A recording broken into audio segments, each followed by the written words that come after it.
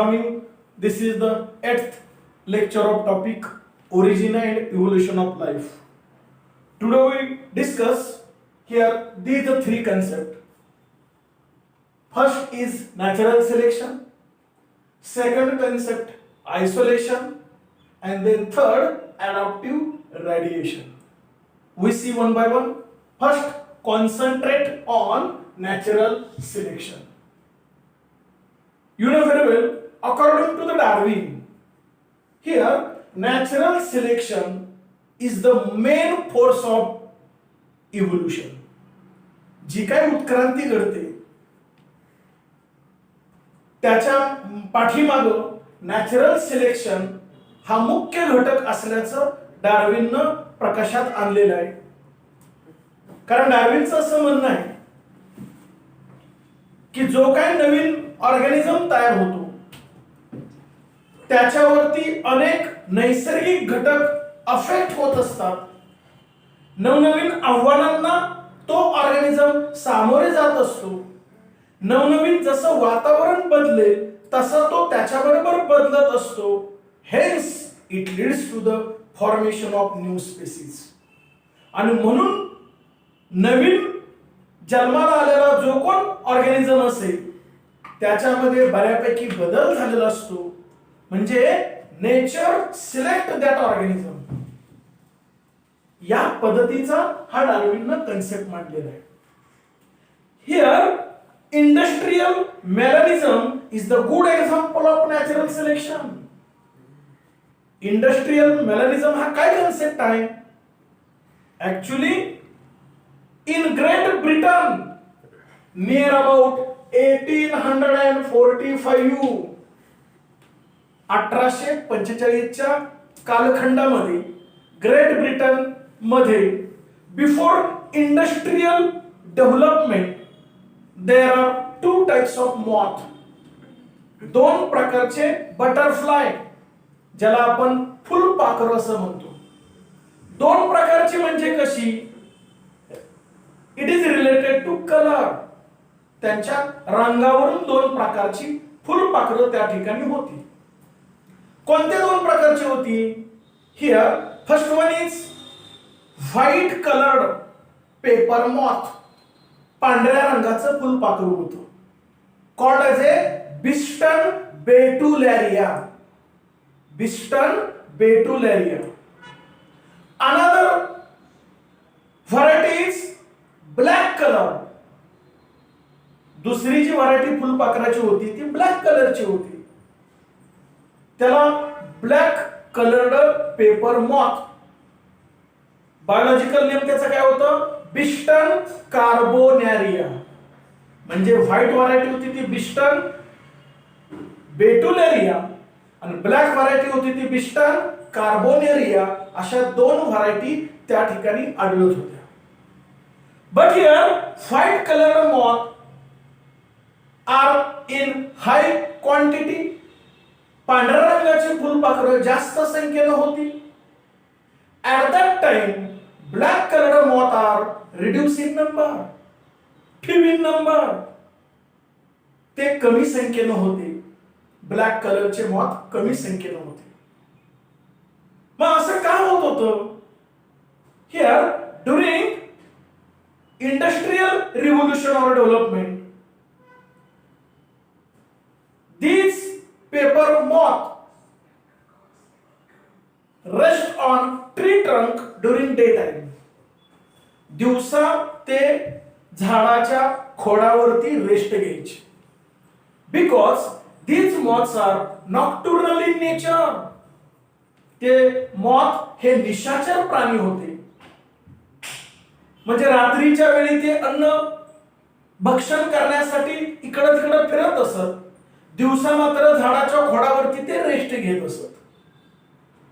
Here during industrial revolution or development on tree trunk there is development of लायकेन.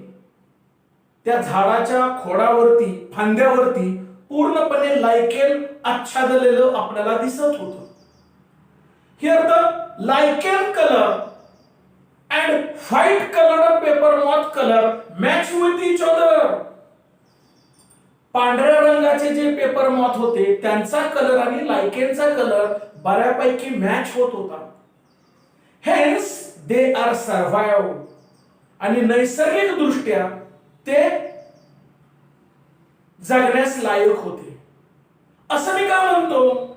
Here predatory birds, असे पक्षी की जे फुलपाखरं खातात, त्यांना लांबून सुद्धा ब्लॅक कलरचे मॉथ लगेच दिसत होते आणि म्हणून predatory birds attack on black moth.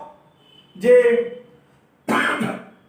Black कलरचे मॉथ होते त्याच्यावरती हे पक्षी अटॅक करायचे आणि त्यांना खाऊन टाकायचे.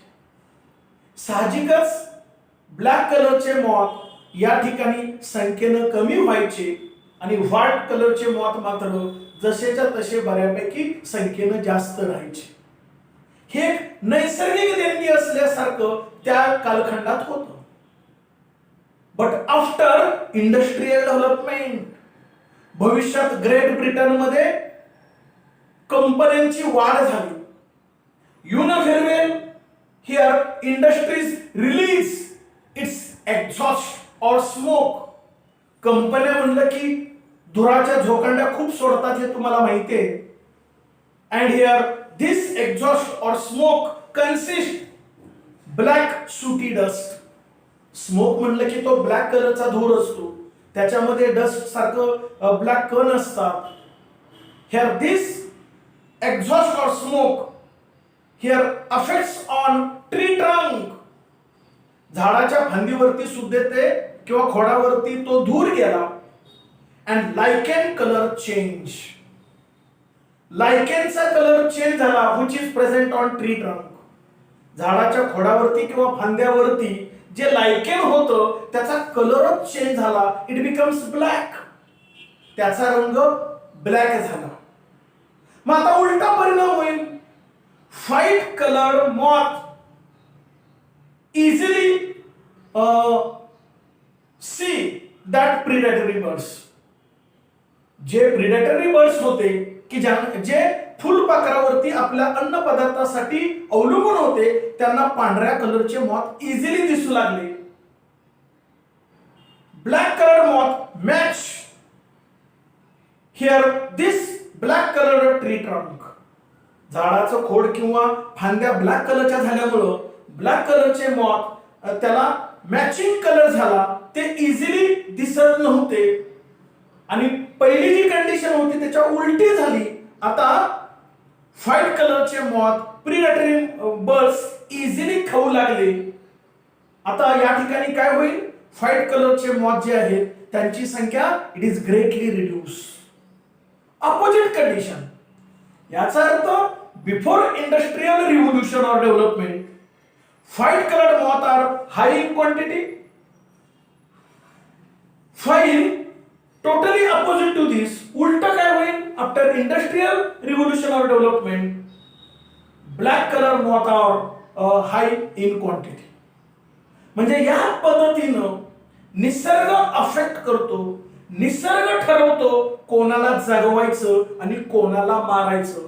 या पद्धतीनं डार्विननं कॉन्फिडेंटली सांगितलेलं आहे की निसर्गाच्या वातावरणाशी मिळतं जुळतं जो करून घेईल तोच जगण्यास लायक आहे.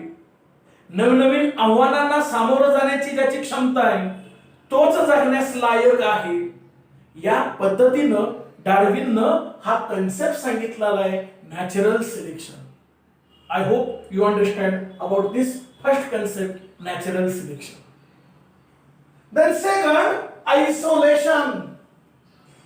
Isolation means separation. Separation, अलगीकरण किंवा ज्याला आपण विलगीकरण असं म्हणूया, वेगळं काढणं. मग या ठिकाणी आयसोलेशन कोणाच्या संदर्भात आहे? Here in all variety or species, कोणत्याही प्राण्याचा समूह असेल, कोणतेही. Here we take example we people. आपलं एक्झाम्पल घेऊया. या ठिकाणी here we people sometimes separate due to any type of barriers. वेगवेगळ्या अडथळ्यामुळं आपल्यातला एखादा समूह कायमचा विलगीकरणात राहिलेला असतो. उदाहरण आपण आदिवासी लोक घेऊया. आदिवासी लोक काही बेटावरती, निर्जन बेटावरती आदिवासी लोक राहतात. त्या ठिकाणी आपण पोहोचू शकत नाही आणि ते आपल्याकडे येऊ शकत नाही. ते त्या ठिकाणी कायमचे वास्तव्य करतात. म्हणजे आपण कसं डेव्हलप झालोय हे सुद्धा त्यांना माहिती नसतं. आपली त्यांची कधीही भेट झालेली नसती, कधीही एकमेकाला पाहिलेलं नसतं. आपण त्यांना पाहिलं तर ते कम्प्लीट वेगळे वागतात, दिसतात, राहतात. त्यांची सर्व राहणीमान पद्धत वेगळी असते, आपली वेगळी असते. या पद्धतीनं एखाद्या समूहाचं कायमचं विलगीकरण नैसर्गिक दृष्ट्या झालेलं असतं. That concept is called as A isolation. याला आयसोलेशन असं म्हटलं जातं. Here this type of isolation divides into two types. One is geographical isolation and second is reproductive isolation. Geographical isolation म्हणजे काय? आता म्हटल्याप्रमाणे here some group of individuals totally separate because of hurdles or barriers. मध्ये असे काहीतरी अडथळे असतात की एखाद्या समूहाचा दुसऱ्या समूहाशी कधीच संबंध येत नाही. मग असे कोणते अडथळे आहेत? तर साहजिकच व्हेरी थिक फॉरेस्ट, अत्यंत घनदाट जंगल असेल. या घनदाट जंगलामुळं समजा या ठिकाणी असं जंगल आहे, जंगलाच्या या साईडची लोक आणि पलीकडची लोक एकमेकात कधीही मिक्स होत नाहीत. यांना माहिती नाही की इकडं सुद्धा माणसं आहेत किंवा इकडे एक समूह आहे आणि यांना माहिती नाही की इकडं पण एक समूह आहे. मध्ये फार मोठं घनदाट जंगल असेल. या पद्धतीचं मध्ये हर्डल्स किंवा बॅरियर असेल, त्यामुळे इकडची लोक यांना भेटत नाहीत, इकडची लोक यांना भेटत नाहीत. या पद्धतीचं आयसोलेशन असेल. दुसरं ओशियन, समुद्र. प्रचंड मोठा महासागर असेल, समुद्र असेल. समुद्राच्या त्या कडेला एखादा समूह असेल, समुद्राच्या या कडेला एखादा समूह असेल. दोन समूहाची कधीही भेट होत नाही. Totally separate from each other in all sense. सर्वार्थानं ते एकमेकापासून विलगीकरण झालेलं आहे, आयसोलेट झालेलं आहे. हा एक हर्डल किंवा बॅरियर असू शकतो. या पद्धतीनं म्हणजे thick forest, ocean, very big mountain, प्रचंड मोठा असा डोंगर असेल, प्रचंड मोठा महाकाय असे डोंगर असतील, पर्वत असतील, त्याच्या रांगाच्या रांगा असतील. त्यामुळे त्या पर्वताच्या या साईडची लोक आणि पलीकडची लोक एकमेकात कधीही मिक्स होत नाहीत, एकमेकांना ते पाहू शकत नाहीत. दे cannot interbreed with each other. जर एकमेकांना त्यांनी पाहिलंच नसेल, एकमेकात ते कधी मिक्सच झाले नसतील, तर त्या दोन वेगवेगळ्या मेल फिमेल मध्ये कधी इंटरब्रीडिंग होणार नाही. इंटरब्रीडिंग म्हणजे दोन वेगळ्या समूहामध्ये मिलन होणार नाही आणि मिलनच झालं नाही तर त्यांच्यापासून नवीन इंडिव्हिज्युअल होण्याचा प्रश्नच येत नाही. या पद्धतीचं जे आयसोलेशन होतं, that concept is called as A geographical isolation. भौगोलिक कारणास्तव दोन वेगवेगळ्या व्हरायटी एकत्रित येत नाही. अलीकडे मात्र हा हर्डल किंवा बॅरियर पूर्णपणे मोडकळीस आलेला आहे. आता खूप मोठी झाज आहे. आपण इकडून कोणत्याही देशात जाऊ शकतो भारतातून, किंवा परदेशातले आपल्याकडे येऊ शकतात. त्यात विमानं आहेत. विमानानं with the help of aeroplane we move from India to America, Italy, France, Germany, कोणत्याही देशात जाऊ शकतो. तिथं राहू शकतो, एकमेकाला पाहू शकतो. कोणत्याही देशातला मेल फिमेल एकमेकाशी मॅरेज करू शकतात. त्यांच्यामध्ये इंटरब्रीडिंग होईल आणि त्याच्यापासून नवीन इंडिव्हिज्युअल होतं. हे अलीकडे झालं. बट ॲन एन्शियंट टाइम पूर्वी एकमेकांना पाहतच नव्हते, पाहत नसतील तर मिक्स होण्याचा प्रश्न नव्हता, मिक्स होत नसतील तर इंटरब्रीडिंगचा प्रश्न नव्हता, आणि इंटरब्रीडिंग होत नव्हते तर नवीन इंडिव्हिज्युअल होण्याचा प्रश्नच येत नव्हता. या पद्धतीचं पूर्वी जिओग्राफिकल आयसोलेशन होतं. मग असं असल्यामुळं काय होत होतं, तो समूह ते नॅचरल जे काय फॅक्टर्स असतील त्यांच्यावरती अफेक्ट होत होते, आणि म्हणून त्यांच्या नाकाचा शेप असेल, बोलण्याचं कम्युनिकेशन असेल, भाषा असेल, किंवा स्किन कलर असेल, बॉडी पॅटर्न असेल, त्या वातावरणाशी मॅच असणारा ते समूह आपल्याला दिसून येतो. म्हणजे उदाहरण द्यायचं म्हणजे केनियाचे कसे असतात एकदम ब्लॅक, त्यांचा बॉडी पॅटर्न वेगळा असतो. इंग्लंडचे वगैरे फॉरेनर्स कसे दिसतात, त्यांचा nose pattern, eyes colour, skin colour, hair colour वेगळा असतो. चायनीज किंवा जापनीज वेगळे असतात. या पद्धतीनं इथं सर्व ह्युमन बीइंग्स वेगवेगळी variety, totally different from each other. पूर्वीच्या काळी या पद्धतीनं आजही बऱ्यापैकी आयसोलेशन आपल्याला दिसून येतं. The next, reproductive isolation. Reproductive isolation म्हणजे दोन वेगळ्या व्हरायटी मध्ये कधीही मिलन होत नाही. उदाहरण सांगायचं म्हणजे कॅट आणि डॉग. समजा डॉग मेल आहे आणि कॅट फिमेल आहे, ते दोघं कितीही वर्ष, कितीही महिने एकत्रित राहिली तरी त्या दोघांच्या मध्ये मेटिंग होत नाही. किंवा मंकी, लायन, त्यातला एक मेल आहे, एक फिमेल आहे, नॅचरली दोघांच्या मध्ये कधीही मेटिंग होत नाही. ही नैसर्गिक आहे. असं का? Because habitat. पहिलं रिझन हॅबिटॅट. प्रत्येकाचा अधिवास वेगळा असतो, राहण्याचं ठिकाण वेगळं असतं, हे पहिलं कारण. सेकंड फॅक्टर, दुसरं रिझन काय असेल, here change in the body pattern, structural organisation. पूर्ण बॉडीचा पॅटर्नच वेगळा असतो, हे एक दुसरं कारण असेल. तिसरं, change in the structure of जेनायटल organs, reproductive system. त्या प्राण्यांची रिप्रोडक्टिव्ह सिस्टीम वेगळी असते, जेनायटल ऑर्गन्स वेगळे असतात, हे तिसरं कारण असेल. चौथं कारण, इस्ट्रस सायकल किंवा मेन्स्ट्रुअल सायकल ही प्रत्येकाची वेगवेगळी असेल. त्यानंतर सीझनल व्हेरिएशन. ब्रीडिंग सीझन प्रत्येकाचा वेगवेगळा असतो.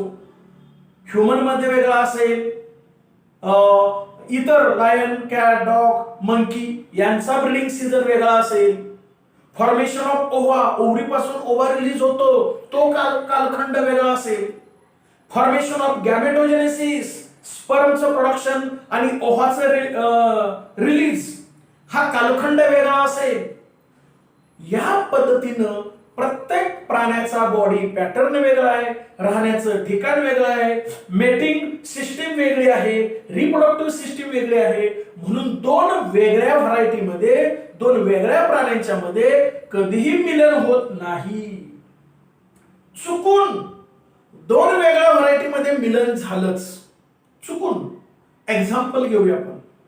समजा हॉर्स मध्ये मेल आहे आणि डॉंकी मध्ये फिमेल आहे. आता ह्या दोन वेगळ्या व्हरायटी, आणि ते जर दोन एकत्रित आले, एक तर येत नाहीत, चुकून आलेच. हॉर्स मधला मेल आणि डॉंकी मधला फिमेल जर एकत्रित आले, त्यांचं मिलन झालं, तर मग काय होईल, इंडिव्हिज्युअल होण्याचे चान्सेस थोडेफार असतात. कारण they are closely related organism और स्पेसीज. एकमेकाच्या बऱ्यापैकी जवळपास असणारी व्हरायटी, त्यामुळे कदाचित त्यांच्यात मिलन होईल. जर मिलन झालं तर कदाचित नवीन स्पेसीज जन्माला येईल. But this newly produced species must be sterile. ती वांज असते. एक्झाम्पल, मूल, MULE, मूल, ज्याला आपण खेचर असं म्हणतो. मूल म्हणजे खेचर. म्हणजे हॉर्स आणि डॉंकी ह्या दोघांच्या पासून नवीन जन्माला येतं. धड ते डॉंकी म्हणजे गाढवासारखं पण दिसत नाही, धड ते घोड्यासारखं पण दिसत नाही, मधली अवस्था दिसतं, त्याला खेचर म्हणजे मूल असं म्हणतो. इट इज टोटली स्टराईल, ते वांज असतं. वांज म्हणजे त्याच्यापासून पुन्हा नव्यानं उत्पत्ती होणार नाही. हे नैसर्गिक काय असेल? Reproductive isolation. आणि म्हणून निसर्ग बॅलन्स्ड आहे. अन्यथा कोणाला कोण पण उत्पादित झालं असतं. रॅट कॅट जर एकत्रित आले असतात तर त्यांच्यापासून वेगळी व्हरायटी पृथ्वीतलावरती जन्माला आली असती. डॉन्की आणि लायन हे दोन मेल फिमेल एकत्रित आले असते तर त्याच्यापासून पृथ्वीतलावरती तिसरीच व्हरायटी जन्माला आली असती. निसर्ग इम्बॅलन्स झाला असता. म्हणून या ठिकाणी रिप्रोडक्टिव्ह आयसोलेशन फार फार महत्वाचं आहे. The next adaptive radiation. Last concept, adaptive radiation. Adaptive radiation means transformation of original species into different types of species. म्हणजे मूळ एखादी स्पेसीज आहे, मूळ व्हरायटी आहे, काही वर्षानंतर त्याचेच वेगवेगळी व्हरायटी झाले दिसून येईल. Transformation of original species into different types of species और व्हरायटी, याला आपण अडॅप्टिव्ह रेडिएशन असं म्हणतो. Example, Darwin's finches. Darwin's finches असा का शब्द वापरलेला आहे? Because these birds first observe Darwin at Galapagos island. एका बेटावरती डार्विननं प्रथम ते पक्षी पाहिले. मग या ठिकाणी मूळची ओरिजिनल स्पेसीज ही कोणती आहे? Here these finches originate from America. अमेरिकेमध्ये ते पक्षी होते. दे डिपेंड्स अपॉन द सीड. ते झाडांच्या फळांच्या बिया वगैरे किंवा हर्बिवरस इन नेचर, ते शाकाहारी होते, बिया वगैरे खायचे. त्यातलेच बर्ड्स मायग्रेट, स्थलांतरित झाले टू द डिफरंट आयलँड्स. वेगवेगळ्या बेटावरती ते फिरत फिरत मायग्रेट होत ते पक्षी स्थलांतरित झाले. आफ्टर सम जनरेशन, पिढ्यानं पिढ्या गेल्यानंतर, here these finches develops into different variety. थोडासा बॉडीमध्ये चेंज झाला, चोचेमध्ये बदल झाला, development of beak. Some finches becomes carnivorous in nature. काही त्यातले फिंचेस कार्निवोरस म्हणजे मांसाहारी झाले. They depends upon the insect. कीटकावरती उपजीविका करू लागले.